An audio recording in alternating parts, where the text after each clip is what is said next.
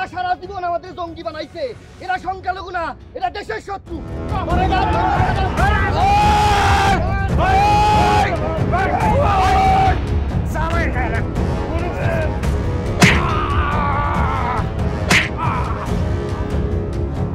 তোর মতো লুচ্চাপের আবার কিসের মান সম্মান রে? তুমি আমার গায়ে হাত তুললা, তা ওই বিধবা মহিলার জন্য? এই কই যাস? আমার আর ভাল লাগে না তোর, তাই না? এখন তোর ওই বিধবা মহিলারে ভাল লাগে। আমিও দেখমু তুই এই প্রেম লীলা কতদিন চালাই যেতে পারোস, আমি এর শেষ দেখে ছাড়মু। মনিকা তাড়াতাড়ি চলো, ওদিকে সালিশের লোকজন আবার বসে আছে, ওই সালিশটা সেরে আরেকটা সালিশে যেতে হবে আমাকে।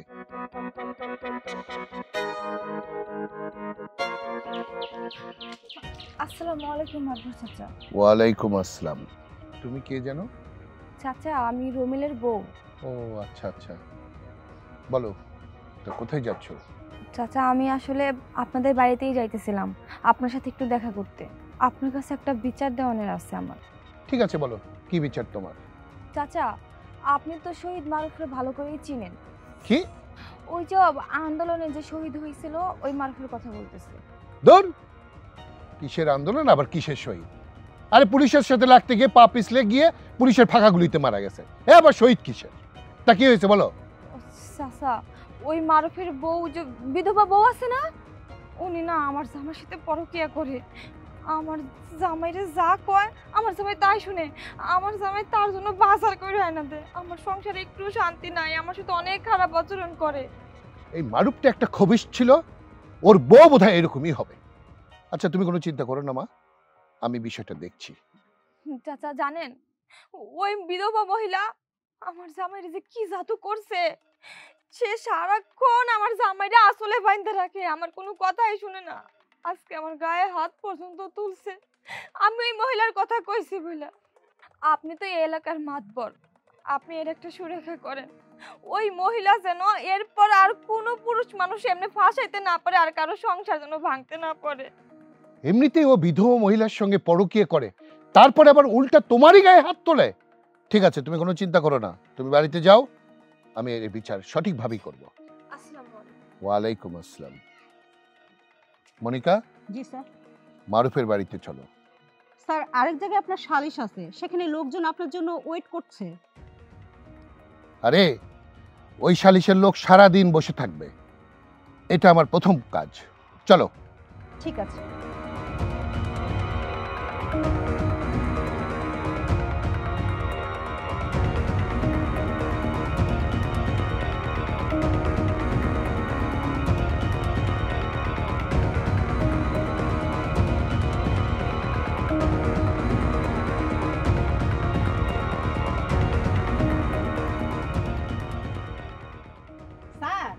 হ্যাঁ কোথায় হারিয়ে গেলেন? হ্যাঁ আচ্ছা আচ্ছা। আসসালামু আলাইকুম। ওয়ালাইকুম আসসালাম। তুমি এখানে কেন? না মানে আপনি তো জানেন যে এটা আমার বন্ধুর বাসা, মানে একটু বাজার সদাই নিয়ে আসছিলাম আর কি। বন্ধুর বাসা তাই না?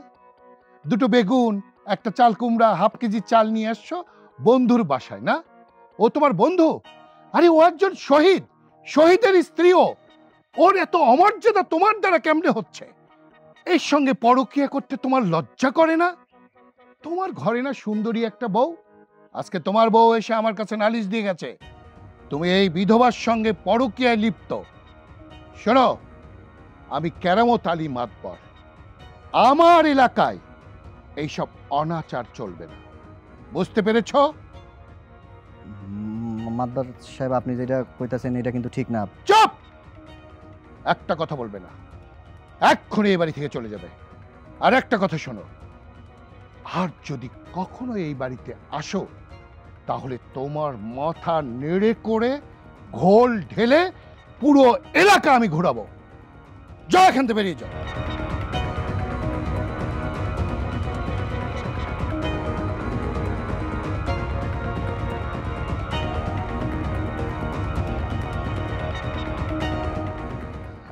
আরে এত সুন্দর সোনার প্রতিমার মতো রূপ কালি হয়ে যাচ্ছে।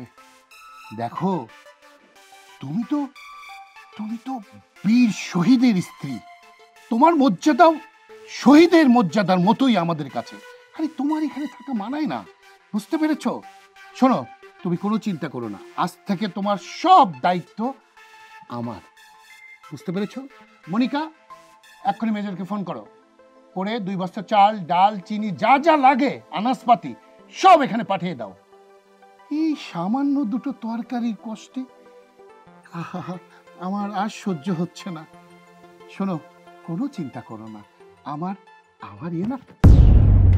তুই কি মাতবর নাকি লুচ্চা? হ্যাঁ, তুই কি মনে করছিস তোর কাছে 2টা বাজার নিয়া আমি আমার নিজেরে শেষ করে দেবো? হ্যাঁ, বাইরা যাচ্ছি নাই বডি দেখো ভাই, তুই কল নামাই দেব। যাচ্ছি, পিএস সব ব্যবস্থা। এই চল। তোর পিএসের কিচ্ছু ব্যবস্থা করতে হইব না।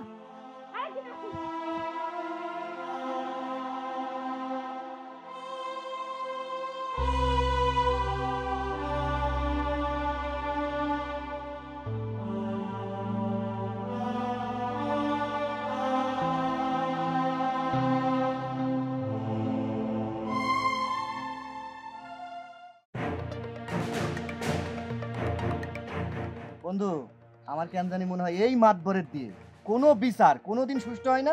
আমার মনে হয় এই মাতবরের দিয়ে বিচার না করে চল অন্যভাবে বিচার করি। আরে ঠান্ডাভাবে কথা বল, আসবে তো, চলে আসছি। নমস্কার। আসসালামু আলাইকুম। ওয়ালাইকুম আসসালাম। বসেন সবাই, বসেন।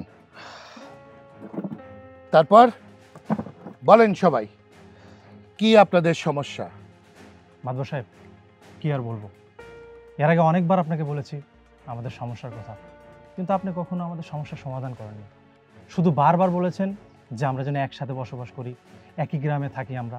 এই যে আমাদের গণেশ কাকা আমাদের মসজিদের পাশে পাঠা বেঁধে রাখে, অনেক গন্ধ হয়, আর ওই পাঠা বেঁধে রেখে বোকা বাড়ি বেঁধে ফেলেছে। আর এই বোকা বাড়িতে অনেক ছাগল আসে, পাটি ছাগল নিয়ে এসে যাই হোক টাকা ইনকাম করে। আর এই কাজটা তো উনি চাইলে অন্য জায়গায় করতে পারে। আপনি একটু বোঝার চেষ্টা করুন। আমি বা আমরা সবাই মিলে আপনার কাছে অনুরোধ করতেছি, প্লিজ আপনি একটু সমাধান করে দেন আমাদেরকে, যেন উনি এই মসজিদের কাছ থেকে এটা সরিয়ে নিয়ে যায়। ওনার আরও জায়গা আছে, আরও জমি আছে, সেখানে নিয়ে যায়। প্লিজ আপনি আমাদের অনুরোধটা প্লিজ রাখবেন। গণেশ, তোমার এই বিষয়ে কি বলার আছে? মাতবর সাহেব, আমি আপনার কাছে আগেও কয়েকবার বিচার দিছি। আমাদের মন্দিরের পাশে মুরাদের যে জমিটা আছে, এটা পরিষ্কার করতে যায়, এটার যত ময়লা আবর্জনা সব আমাকে মন্দিরের ভিতরে ফেলায়। এই মন্দিরের ভিতরে ফেলাইতে যাইয়া আমাকে প্রতিমার উপরে, কালিমার উপরেও ফেলাই দেয়। মাতবর সাহেব, আমরা সংখ্যালঘু মানুষ, কিছু কইতেও পারি না, সইতেও পারি না, তাই আপনার কাছে শরণাপন্ন হইলাম, আপনি এটার একটা সুষ্ঠু সমাধান করে দিন। আমাকে শুনিলে নিজের চোখে দেখছে মাতবর সাহেব, শুধু ময়লা আমাকেও জায়গা পারে না, আমাকে প্রতিমা আছে না মাতবর সাহেব, এই প্রতিমার গায়েও পারে। তো মাতবর সাহেব, আমাকে প্রতিমার গায়ে যদি ময়লা পড়ে, তা মাতবর সাহেব বুঝেন তো আমাদের কত কষ্ট লাগে। মাতবর সাহেব, উনি যা বলছে সব মিথ্যা কথা বলছে, একেবারে মিথ্যা কথা বলছে। আমরা সব সময় আমাদের জমিতে কাজবাজ করি, ঠিক আছে, কিন্তু আমরা সেফে কাজ করি। আমরা চাই না অন্য কারো ক্ষতি হোক, অন্য কারো কোনো কিছু হোক বা অসুবিধা হোক, আমরা আমাদের মতো করে কাজ করি।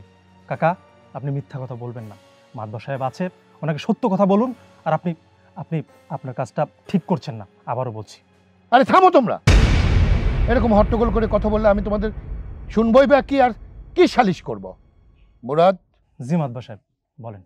আমি যে সালিশ করব সেটা তুমি মানবা? সঠিক বিচার হলে তো মেনে নেওয়াই যায়। ঠিক। এই তুমি চুপ করো। ময় মুরব্বির সামনে কিভাবে কথা বলতে হয় সেই শিক্ষাও তো তোমার নাই। আচ্ছা মুরাদ, শোনো, তোমার যে জমি আছে মন্দিরের পাশ থেকে তোমার জমি পর্যন্ত, শেষ সীমানা পর্যন্ত একটা টিনের বেড়া দিবা, তাহলেই তোমার লোকজন আর ওই জমিতে ময়লা ফেলতে পারবে না, ঠিক আছে? আর গণেশ, তুমি মসজিদের যে জায়গা সেটা ছেড়ে তোমার জায়গা বরাবর তুমি একটা টিনের বেড়া দেবে, ঠিক আছে? তাহলে তো সমস্যার সমাধান হয়েই গেল, তোমাদের ময়লাও গেল না মন্দিরে, আর তোমাদেরও দেখতে হলো না বোকাবাড়ির কারবার। মাতবর সাহেব, আপনি এটা কি বলছেন? আচ্ছা ঠিক আছে, আমরা মেনে নিলাম যে উনি অভিযোগ করেছে ওনার মন্দিরে বা ওনার ওই মন্দিরের আশেপাশে আমাদের জমি থেকে ময়লা যায়, বা আমাদের কাজের লোক ফেলে, ঠিক আছে মানলাম, আমরা ঘেরাও করব বা আমরা বেড়া দিব, আমাদের ময়লা আর যাবে না। কিন্তু আপনি যে বললেন মসজিদের সাথে ওনার জমি, সেটাতে বেড়া দিবে, বেড়া দিলে কি গন্ধ যাবে বলেন? এই চুপ, বেশি কথা বলো না। তোমরা যদি বিচার করবে আমাকে ডেকেছো কেন? হ্যাঁ, জানতাম, আমরা খুব ভালো করে জানতাম আপনাকে দিয়ে আমাদের কখনো কোনো সুষ্ঠু বিচার হয় নাই, আজকেও হবে না। আমাদের বিচার আমরাই করে নিব। চলো। স্যার, এরা কিন্তু রীতিমতো আপনাকে অপমান করে গেল। অপমান করে গেল না? আরে এই ছেলেটা, এই ছোকরা, পাঞ্জাবি পায়জামা, মাথায় টুপি, এই বেটা কি করে? ইসলামিক না ফেসলামিক কি একটা আন্দোলন করে। আরে আমারও সুযোগ আসুক, ওরে এমন সাইজ করব ও আর উঠে দাঁড়াতে পারবে না। শোনো গণেশ, তোমরা কোনো চিন্তা করো না, এই সনাতনীদের পক্ষে আমি সারা জীবন ছিলাম, আপনারা কোনো চিন্তা করবেন না, ঠিক আছে? ওর ব্যবস্থা আমি করব। চলো।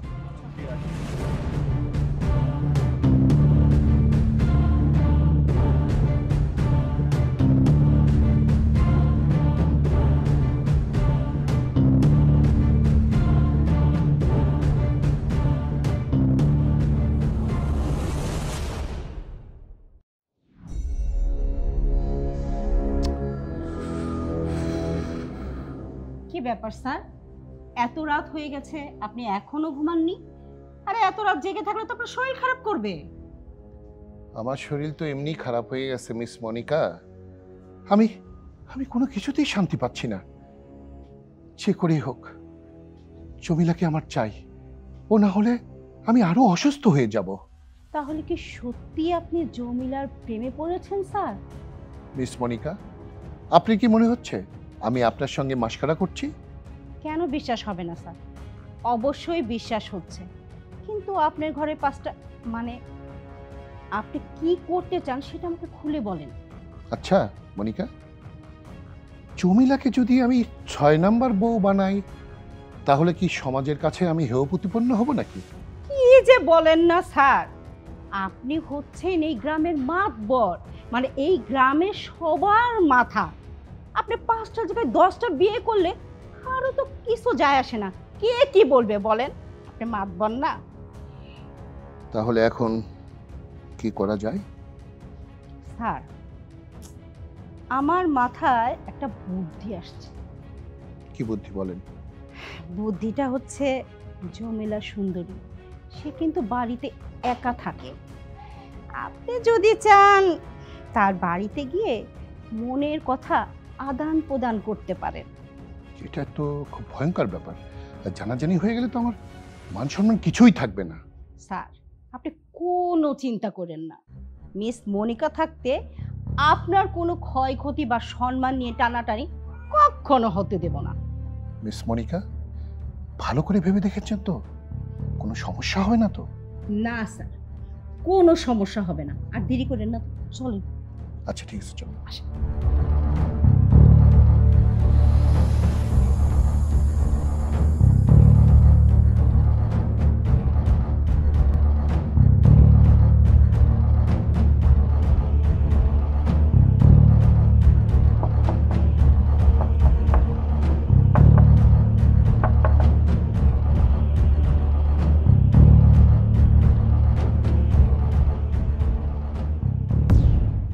আপনি আপনি এত রাতে আমার বাসায়?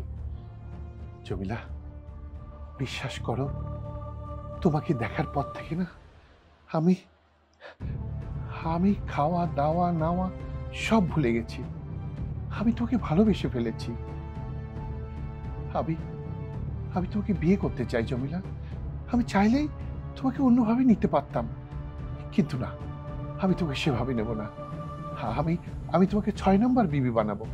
অবশ্য তুমি চাইলে আমি সব বিবিকে তালাক দেব, শুধু তুমি রাজি হয়ে যাও। দেখুন, আপনার কিন্তু বোঝা উচিত আমি 4 মাসের অন্তঃসত্ত্বা, আর আপনি আমাকে কখন কি বলছে তা আপনি নিজে বুঝতে পারছেন। আমি আপনাকে বিয়ে করব না তো করব না, বলেছি তো বলেছি। রাত হয়েছে, এখন এখান থেকে চলে যান। ও, আমি এতক্ষণ ধরে ভালো মানুষের মতো কথা বললাম দেখে তোমার কানে গেল না? না, সন্তানের দোহাই দিচ্ছ আমাকে না? এই, আমি তোকে কলঙ্কিত করে মাথার চুল নেড়ে করে ঘোল ঢেলে সারা এলাকায় ঘোরাবো, তখন খুব ভালো হবে না? আপনি কিন্তু বেশি বাড়াবাড়ি করছেন। আপনি কি এখান থেকে যাবেন নাকি আমি লোকজন ডাকবো? আমি যাচ্ছি, তবে কথাটা মনে রাখো, আমি আবার আসব, মাথায় রেখো।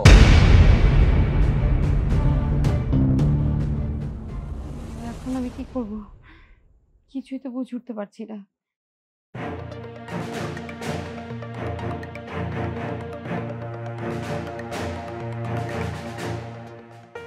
ভাইজান,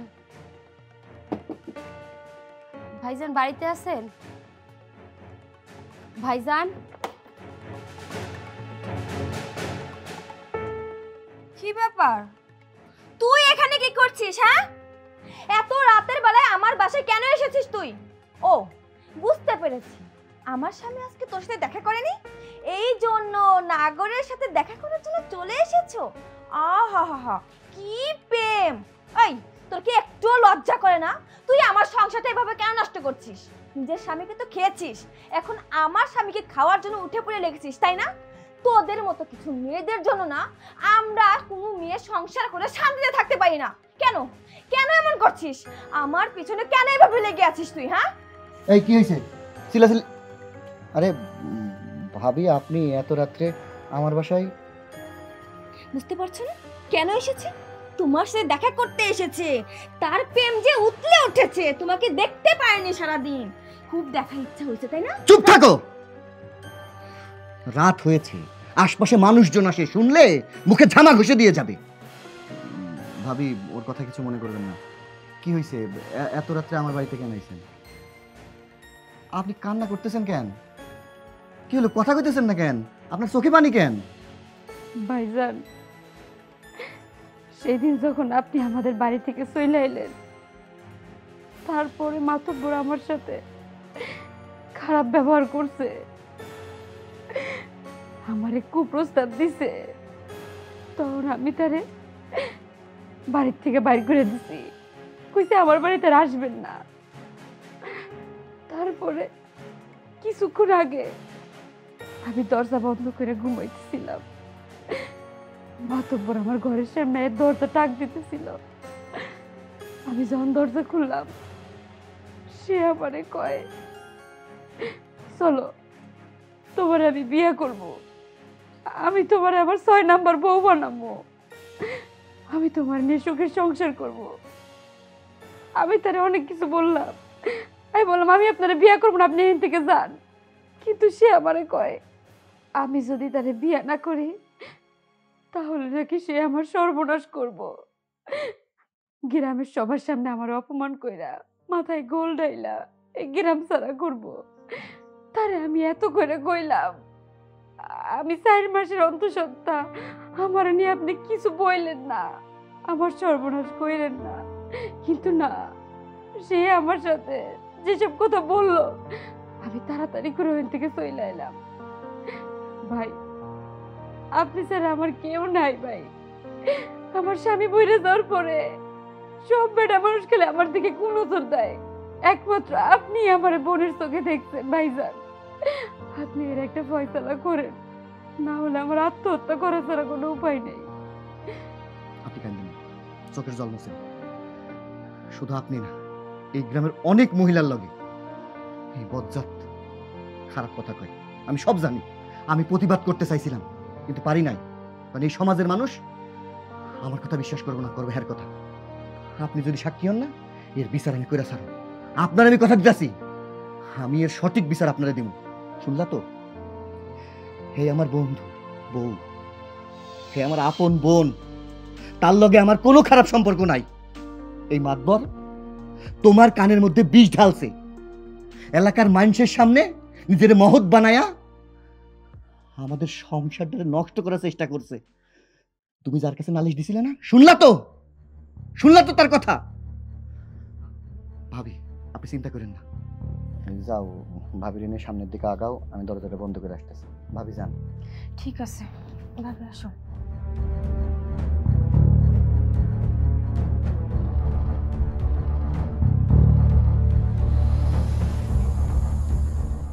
কিরে তোর কোনো খোঁজ খবর নাই?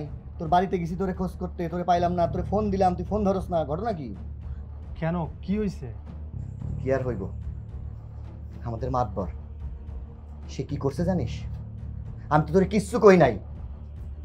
আমাদের বন্ধু আজ কয়দিন হলো শহীদ হয়েছে, আমাদের ইসলাম প্রতিষ্ঠা করার জন্য তার জীবন দিছে। আমাদের কি দায়িত্ব না তার পরিবারে দেখার, তার বউরে দেখার? আমি আমি মারুফের বউয়ের জন্য কিছু বাজার সদাই নিয়ে গেছিলাম, মাতবর আমার সাথে অপমান কইরা ওই বাড়ি থেকে বাইর করে দিছে। গতকালকে কি করছে জানিস? গতকালকে রাত্রে বেলা মারুফের বউয়ের ঘরে যে টুকা দিছে, খারাপ প্রস্তাব দিছে। কি বলতেছিস? মানে মাতবর, মানে আমাদের মাতবর এই কাজটা করতে পারে? মানে আমার বিশ্বাসই হইতেছে না। তুই যে বলছিস, আমার কান বিশ্বাস করতে পারতেছে না। মানে এইরকম একজন মানুষ, বয়স্ক মানুষে যে এই কাজটা কিভাবে করতে পারে, আমি সত্যি বিশ্বাস করতে পারতেছি না। বিশেষ কেন করবি না? মাতবরের চরিত্র দেখছিস? আজ বাদে কাল সে মইরা যাইব, সাথে করে নিয়ে ঘুরতেছে একটা লেডিস অ্যাসিস্ট্যান্ট। তেলে জলে কত বিষ খায় না, ঘি আর আগুন যদি এক জায়গায় থাকে না, এটা গইলা এক জায়গায় হইবই। মাতবরের চরিত্র সম্পর্কে যদি এখন আমি গ্রামের লোকের ডাইকা কই না, কেউ আমার কথা বিশ্বাস করবো না। আমরা যেমন এই দেশটারে স্বাধীন করছি, আমার বন্ধু জীবন দিয়ে এই সার্বভৌমত্বরে রক্ষা করছে, আমাদের ইসলাম প্রতিষ্ঠা যেহেতু আমরা নিজেরা করছি, এই গ্রামটারও আমাদেরই বাঁচাইতে দেব। বন্ধু, এই মাতবর যদি আর কিছুদিন এমনি করে চলতে থাকে না, এই গ্রামের কোনো মাইয়া, এমনকি আমাদের মা বোনেরা সেফ থাকবো না। বন্ধু, তুই এর একটা বিহিত কর। আচ্ছা শোন, তুই বাড়িতে যা, এই মাতবর রে আমি দেখছি।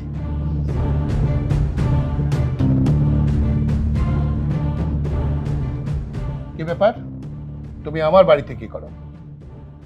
কোনো প্রয়োজন নেই, তবে আপনি বলেন জমেলা ভাবির সাথে আপনার সম্পর্কটা কি? তোমাকে কৈফিয়ত দিতে হবে আমার? অবশ্যই অবশ্যই আপনার আমাকে দিতে হবে। আপনি রাত নেই দিন নেই জমেলা ভাবিকে ডিস্টার্ব করেন, তাকে আপনি কুপ্রস্তাব দেন, কেন দেন বলেন? বলেন আমাকে। জমিলাকে আমার ভালো লেগেছে, আমি ওকে বিয়ে করব, আমার ষষ্ঠ বিবি বানাবো তাকে, তাতে তোমার আপত্তি কিসের? মাতবর সাহেব, আপনি এগুলো কি বলছেন? হ্যাঁ, আপনার মাথা ঠিক আছে?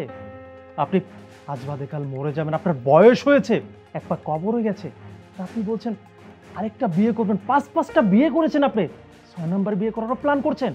আর আপনি এই যে একটা পিএস রেখেছেন, তা মহিলা পিএস, আপনার এগুলো বলতে লজ্জা লাগে না? একটু লজ্জা লাগছে না? আপনার কি মরণের ভয় নেই? এই চুপ!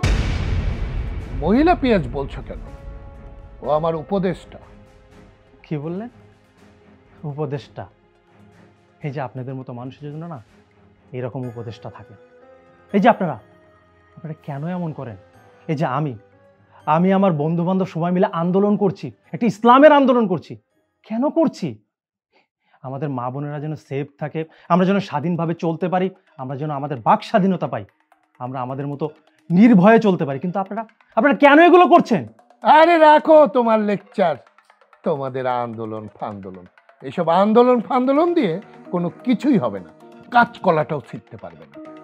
মাতবর সাহেব, আপনি যেভাবে চটাং করে কথা বলছেন, আপনার না মরণের ভয় চলে গেছে। আপনি তো 5 ওয়াক্ত নামাজও ঠিক মতো পড়েন না। 5 ওয়াক্ত নামাজ পড়লে না, আল্লাহর ভয় মনের মধ্যে থাকলে এভাবে কথা বলতে পারতেন না। নামাজ মানুষ কেন পড়ে? দিলকে পরিষ্কার করার জন্য। আর যার দিল পরিষ্কার তার নামাজ পড়ার কি দরকার? কি বললেন? মানে মন পরিষ্কার থাকলে নামাজ পড়তে হয় না? আচ্ছা ঠিক আছে, আমি আপনাকে কিছু কথা বলি শোনাই। আমরা যে প্রত্যেকদিন 5 ওয়াক্ত নামাজ পড়ি, 5 ওয়াক্ত নামাজ পড়ার আগে যে আমরা অজু করি, পরিষ্কার হই, কেন হই বলেন তো? অজু করো পবিত্র হওয়ার জন্য। এক্স্যাক্টলি, আমি আপনার কাছে এটাই শুনতে চেয়েছিলাম। আমরা প্রত্যেকদিন 5 ওয়াক্ত নামাজ পড়ার আগে অজু করি, পাক পবিত্র হই, হয়ে আল্লাহর ঘরে মসজিদে গিয়ে নামাজ পড়ি, নামাজ আদায় করি। আল্লাহ আমাদের জন্য নামাজ ফরজ করে দিয়েছে। আপনি কি বলছেন মন পরিষ্কার থাকলে নামাজ পড়তে হয় না? How funny! আপনার কাছে আমার এগুলোও শুনতে হচ্ছে। এই চুপ! আর লেকচার দিও না। 2 দিনের পোলা, নাক টিপলে দুধ পড়ে, সে আসছে আমাকে ভাষণ শোনাচ্ছে। অন্য জায়গায় যেয়ে ভাষণ দিও। ভালোই তুমি কি যাবে না আমি দারোয়ান ডেকে তোমাকে ঘাড় ধাক্কা দিয়ে বের করে দেব। থাক, আপনারা দারোয়ান ডাকতে হবে না, দারোয়ান ডেকে আমাকে এই বাড়ি থেকে বের করে দিতে হবে না, আমি চলে যাচ্ছি। তবে যাওয়ার আগে আমি আপনাকে একটা কথা বলছি, কান খুলে শুনে রাখেন। আজকের পর থেকে জমিলা ভাবির দিকে যদি কোনো কুনজরে তাকাইছেন বা কুপ্রস্তাব দিয়েছেন, আমি আপনার এই দূরে চোখ আছে না, চোখ উপড়ে ফেলবো। কথাটা মাথায় রাখবেন, তাহলে আপনার জন্য ভালো হবে।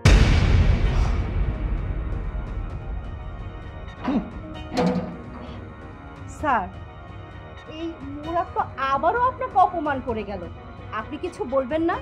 বলবো বলবো, কথায় আছে না, পিপিলিকার পাখা গজায় মরিবার তরে। দাঁড়াও,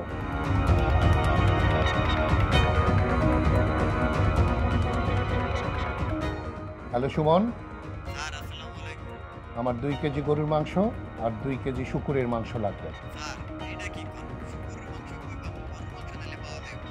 কোথায় পাবে, কিভাবে পাবে আমি জানি না, যেখান থেকে পারো ঢাকা শহর দরকার হলে তন্ন তন্ন করে খুঁজে নিয়ে আসবে। 2 ঘন্টার মধ্যে আমার বাসায় আসবে, ঠিক আছে? That's it. চলো, মুডটাই খারাপ করে দিল, আর বাইরে যাব না।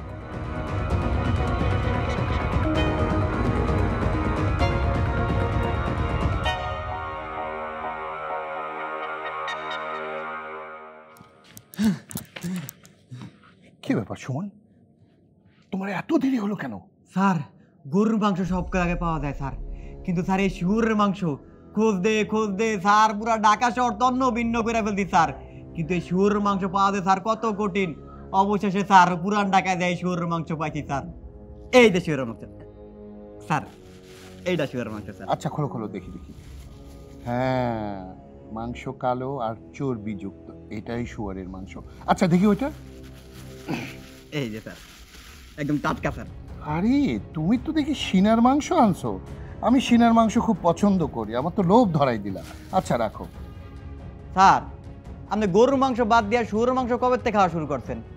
সুবন, শুয়োরের মাংস আমরা সবাই প্রতিনিয়ত খাচ্ছি, তুমি জানো না? হাদিসে কি বলেছে? একবার শুয়োরের মাংস খেতে না করেছে আর সুদ ঘুষ 70 বার খেতে না করেছে। অথচ দেখো, আমরা সবাই কিন্তু সুদ আর ঘুষ খাচ্ছি, প্রতিনিয়ত খাচ্ছি। ও স্যার, এবার বুঝতে পারছি, এই গরুর মাংস আর এই শুয়োরের মাংস মিলিয়ে কি বিরিয়ানি রান্না করবেন না পোলাও রান্না করবেন? সুমন, আমি এটা বিরিয়ানিও করব না, এটা পোলাও হবে না। এটা যে জন্য এনেছি সেটা তোমাকে বলছি। শোনো, শুয়োরের মাংস মসজিদের বারান্দায় রেখে আসবে, আর গরুর মাংস হিন্দুদের মন্দিরের বারান্দায় রেখে আসবে। স্যার, তাইলে তো এলাকার মধ্যে বিশাল বড় ঝামেলা হয়ে যাবো স্যার। কাজটা এমনভাবে করতে হবে কাক পক্ষীও যেন টের না পায়।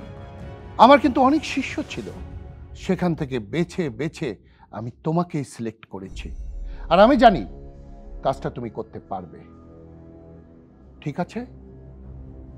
আর শোনো, এটা হচ্ছে এমন একটা মেডিসিন যেটার কার্যক্রম শুরু হলেই তুমি টের পাবে।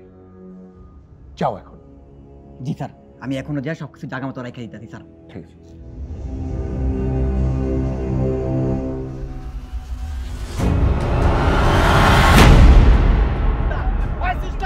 আমরা হিন্দু দেখে কি তোর ধরাই নাকি?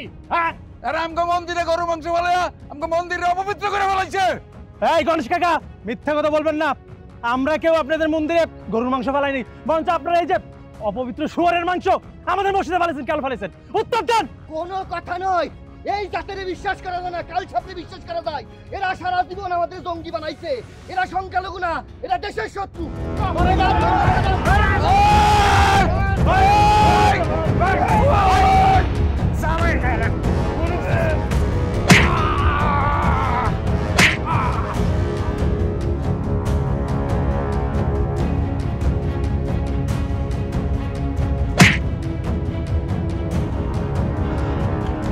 আল্লাহু আকবার।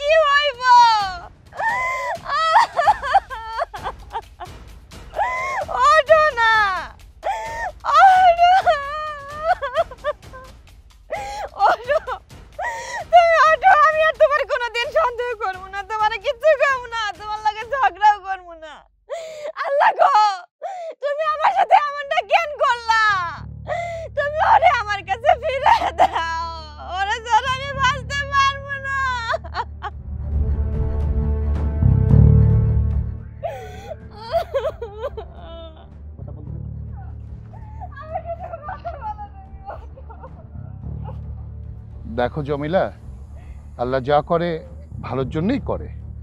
তবে তোমাকে আমি একটা কথা দিচ্ছি, তুমি কোনো চিন্তা করো না। আমি মুসলমান ছিলাম, মুসলমান আছি। আমি ওই হিন্দু বেটাদেরকে দেখে নেব।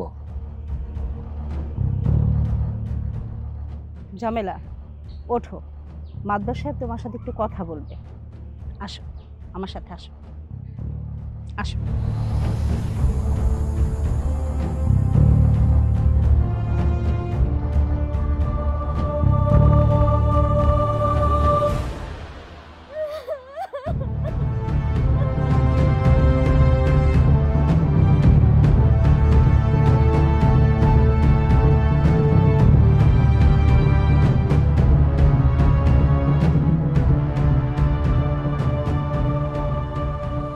দেখো জমেলা, যে কারণে তোমাকে এখানে ডেকে এনেছি, মাদবর সাহেব তোমাকে খুব পছন্দ করে। আর গ্রামের যে অবস্থা, হিন্দু মুসলমান দাঙ্গা হাঙ্গামা লেগে গেছে, এখন তুমি নিরাপদ না। মাদবর সাহেব যেহেতু পছন্দ করে, তার 6 নম্বর বিবি হিসেবে তোমাকে মেনে নিতে চাচ্ছে। আমি বলি কি, তুমি মাদবর সাহেবের কথায় রাজি হয়ে যাও, এতে তোমার মঙ্গলই হবে। ও আচ্ছা, তার মানে এই জন্য এই দাঙ্গা হাঙ্গামা। এখন বুঝতে পেরেছি, শুধুমাত্র আমাকে পাওয়ার জন্য এত দাঙ্গা হাঙ্গামা। তুমি এসব কি বলছো?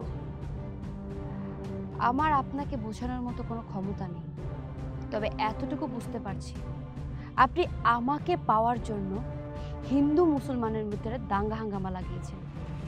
আচ্ছা, এর জন্য কি এত মানুষ আন্দোলনে গিয়েছে, আন্দোলনে গিয়ে স্বাধীনতা চেয়েছে?